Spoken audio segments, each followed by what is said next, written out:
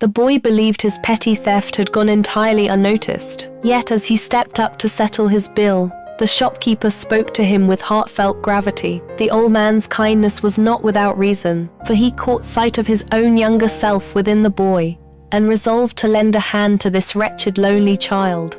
The boy Mose grew up within a single-parent household. Each day he was tasked with preparing dinner for his father, yet no matter how diligently he strove, his father never ceased praising his elder brother who had run away from home. Mose's mother abandoned the family shortly after giving birth to him. His childhood remained stifling and devoid of joy. One day, the shopkeeper told him tales of a breathtaking place named Golden Moon Cove, and affectionately called him Momo. This gesture stirred great excitement inside the boy, who had seldom received any notice and had never journeyed far from town. Upon returning home, Mose asked his father where Golden Moon Cove lay, filled with eager anticipation. His father grew irritated and dismissed his curiosity as pointless, adding that his elder brother would never be such a nuisance. Mose was consumed by grievance and demanded to know why the supposedly perfect brother had chosen to flee if he was so favored. He harbored bitter resentment toward this sibling he had never met. Compared to his cold, distant father, Mose found far more warmth in the amiable shopkeeper, who often recounted fascinating stories and imparted vital lessons about life. On one occasion, the usually bustling street was cordoned off. As a film crew prepared to shoot a motion picture, Mose seized the chance to draw near the girl he admired. Abel could not stop admiring a crimson convertible sports car, remarking that he would love to drive it if he were young again. Just then an actress from the cast entered the shop to purchase a bottle of water. Abel deliberately inflated the price to 5 francs.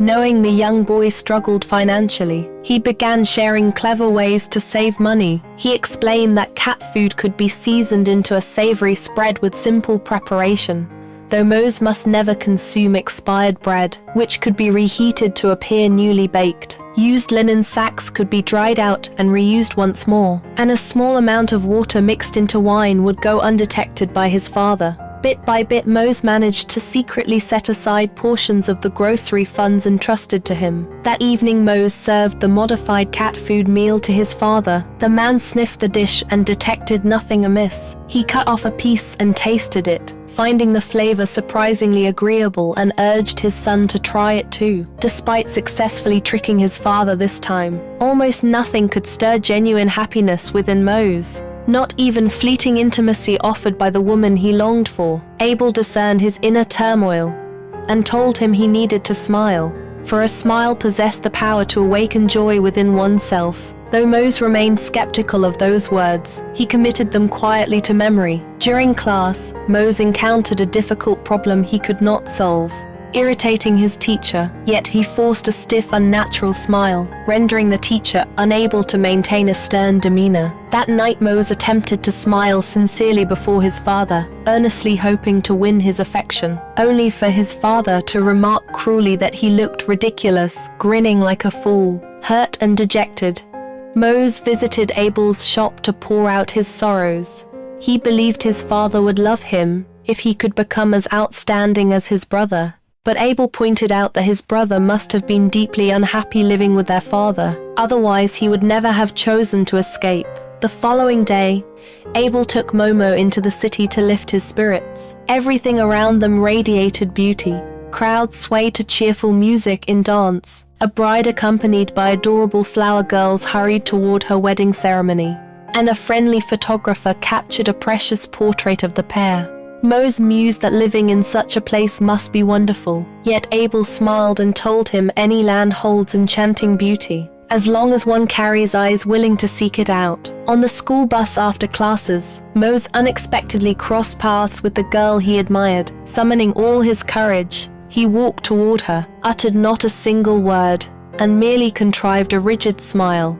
She returned the gesture gently, and from that day forward the two became close friends. As time passed, Mose and the girl drew steadily nearer, yet crippling inferiority lingered within him. He constantly feared that if his elder brother stood beside her, she would undoubtedly choose the brother over his flawed self. Eventually, the heartbreak he dreaded arrived. The girl fell for another person, plunging Mose into relentless self-doubt. Abel comforted him gently and told him everything would be all right. Mose listened in partial confusion and asked about Abel's wife, yet the old man skillfully steered the conversation elsewhere. It was plain he wished not to speak of her, and explained to Mose that sometimes silence itself serves as an answer. Not long afterward, Moses' father lost his employment. Crushed under mounting pressure, he left only a brief letter and several banknotes, callously deserting Mose without further explanation. Mose was now utterly alone in the world. He wandered to the shop seeking shelter, and Abel immediately noticed his tattered, worn footwear. Resolving to buy him a new pair of shoes, Abel told him feet represented a portion of one's being, symbolizing identity, the soul, and life itself. Shoes, on the other hand, stood for external circumstances, hardship, material status, and the judgment of others. One's possessions may remain scarce, but the soul deserves utmost care. The next day Abel presented him with a brand new pair of leather shoes. Mose walked with light, confident strides, his face glowing with satisfaction he had never known before. Tragedy arrived soon after, when police delivered devastating news. Moses' father had taken his own life by throwing himself before a train. Deep down, Mose had long anticipated such an ending. He set about repainting the walls, determined to build a new future. At that moment, a woman stepped inside, the mother who had abandoned him decades earlier. Faced with the stranger who had never participated in his upbringing, Mose felt no surge of emotion whatsoever. The woman pressed him repeatedly, asking where the boy who lived here had gone, and whether he was Mose. But Mose replied that the boy named Mose had left long ago. From her words, Mose learned that the supposedly far superior elder brother his father endlessly praised had never existed. He was nothing more than a fabrication invented to belittle and suppress him. Mose could not comprehend why his mother had abandoned him, nor why his father had subjected him to such cruelty. He only knew overwhelming grief weighed heavy on his chest. To escape further disturbance from his mother, Mose approached Abel and begged him to adopt him. Abel consented without hesitation. Yet, adoption procedures proved immensely complicated, as Abel was not a local resident with complete official documentation. No authority dared entrust a minor to a man of uncertain background. Even with slim hope ahead, Abel encouraged Mose never to stop smiling. Eventually, a compassionate social worker agreed to handle their complicated case. Preparing to travel to Turkey to reunite with his wife, they visited an automobile dealership. Abel's gaze instantly fell upon the crimson convertible he had admired. Registering the vehicle required a valid driver's license, so Abel calmly produced paperwork covered in Arabic script. The coveted automobile was delivered to them the very next day. Yet as the pair climbed excitedly aboard, Abel realized he had completely forgotten how to operate a car. He promptly signed up to sit the driving examination. On test day, the examiner instructed him to pull over. Mose, seated in the back, coughed softly as a silent signal. Abel caught the hint instantly and activated his indicator. Thanks to their quiet coordination and Moses' subtle prompts, Abel passed the assessment and obtained his license. Shortly afterward, the two set off toward Turkey. Mose bid a complicated farewell to the town where he had grown up, a place which had seldom granted him happiness upon reaching Switzerland. Abel spoke solemnly to Mose, claiming one could judge a nation's prosperity by its waste bins. If bins were beautifully crafted yet held little rubbish, the land thrived in wealth. If litter scattered everywhere, poverty prevailed across the region. Mose listened with keen fascination. Through their journey, Mose traveled thousands of miles beside Abel, experiencing distinctive landscapes and cultures across countless lands. The closer they drew to Abel's homeland, the older and quieter the elderly man appeared. He seemed breathing in the familiar aura of his birthplace, decades after leaving it behind, yet its scents and sounds remained unchanged. Abel took Mose to witness local religious communities. After a brief stay, the pair resumed their journey. They halted overnight within a small village. Mose plucked up his courage to approach young women, yet none wished to converse with him. The following morning, he could not resist asking Abel whether he was handsome.